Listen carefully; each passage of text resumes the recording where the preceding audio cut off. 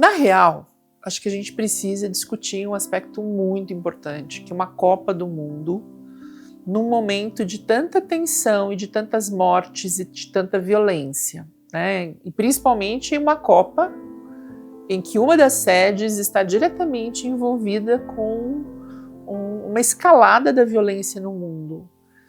Então, assim, ok, Cíntia, a Copa do Mundo, ela é um evento comercial. É isso que é aí que mora a questão, né? Por que o futebol ele tem uma mágica, ele une pessoas. É claro que a gente não pode desconsiderar as marcas e o apelo e as questões todas que envolvem as confederações, as listas de escalação, os envolvidos, quer dizer, tem muito dinheiro envolvido nisso. Mas não dá para desconsiderar a admiração, o fascínio que o futebol produz em tantos jovens, em tantas crianças. Então, assim, pessoalmente eu não me interesso, mas eu me interesso por aquilo que faz os olhos dessas crianças brilharem. E não dá para a gente tratar esse brilho de uma forma tão irresponsável, tão leviana, né? Eu não sei se tem coerência isso que eu estou dizendo, mas a Copa vai acontecer, existe toda uma estrutura mercadológica por trás, mas existem centenas de milhares de crianças que vão assistir com os olhos brilhantes, que vão dizer o nome dos jogadores que mais se sobressaírem e que vão jogar futebol nos campinhos, no terrão, na várzea,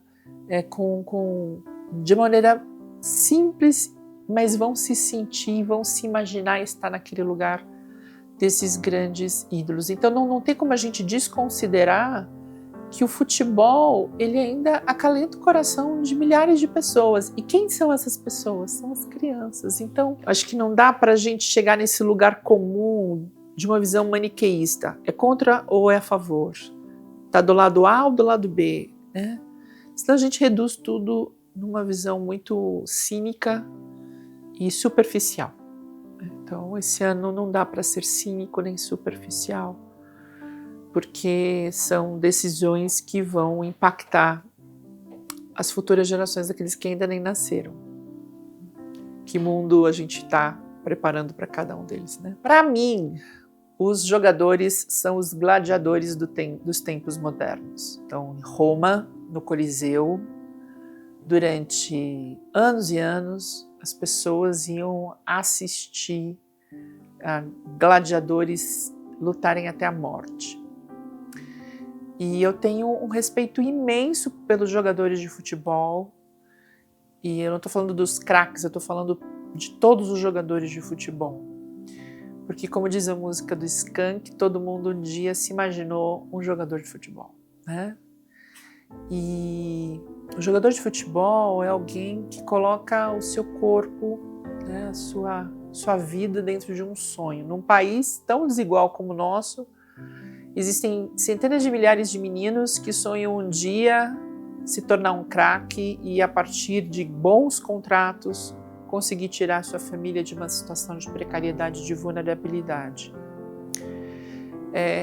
Então existem centenas que acalentaram esse sonho de jogar futebol e que não puderam prosseguir, não porque não tinham talento ou porque não tinham habilidade, mas porque não tinham condições financeiras de esperar um dia a mágica acontecer, de ser observado e escolhido, né, para jogar num grande time.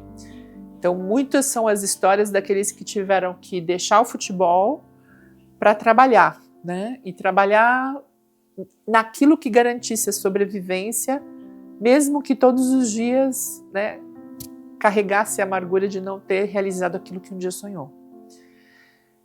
Além disso, os jogadores que conseguem ter uma carreira, eles têm uma carreira fugaz. Eu fico olhando os jogadores que aos 30 e poucos anos não são mais viáveis para um grande time. Imagine que uma pessoa com 30 anos Se tudo correr bem, ela vai viver mais uns 50, 60 anos, ela vai viver até o último dos seus dias de um glamour que não existe mais, de um passado que não existe mais. Eu assisto sempre aqueles programas, né? Onde é que está aquele jogador? E muitos que tiveram excelentes contratos e ganharam muito dinheiro, perderam, né? E isso por conta de empresários e de pessoas muito inescrupulosas que orientam ou desorientam esses jogadores. Além daqueles que, né, se machucam, então eles colocam, cada jogo, colocam a perna, a vida, o coração e a cada jogada são exigidos, né, na sua totalidade e muitas vezes tem alguma infelicidade, né, de morrer em campo ou de ter uma lesão para sempre. Eu tenho o maior respeito pelos jogadores de futebol. Eu tive na minha casa um pai que jogava futebol, que amava futebol, que viveu a vida inteira jogando futebol, aos finais de semana, aos domingos, tinha o futebol da vela. Sabe como é que é essa história? Eles chegavam tão cedo no domingo, tão cedo para jogar, que as luzes ainda não tinham sido acendidas ou acesas, né? E aí eles levavam uma vela para ver, para tirar no papelzinho qual ia ser o time e como as configurações de times iam acontecer e os horários, porque tinha tanta gente querendo jogar e precisava dividir para todo mundo poder sentir o sabor, né, do jogo. Eu me lembro de criança, meu pai passava nos campinhos assim, da periferia, às vezes ele reduzia a marcha do carro e ficava olhando, dava aquela olhadinha para ver quem estava jogando, como é que estava o jogo, enfim. São homens, são trabalhadores, são pessoas que enfrentam um dia a dia tão difícil e que aos finais de semana vivem esse prazer, esse sonho, né?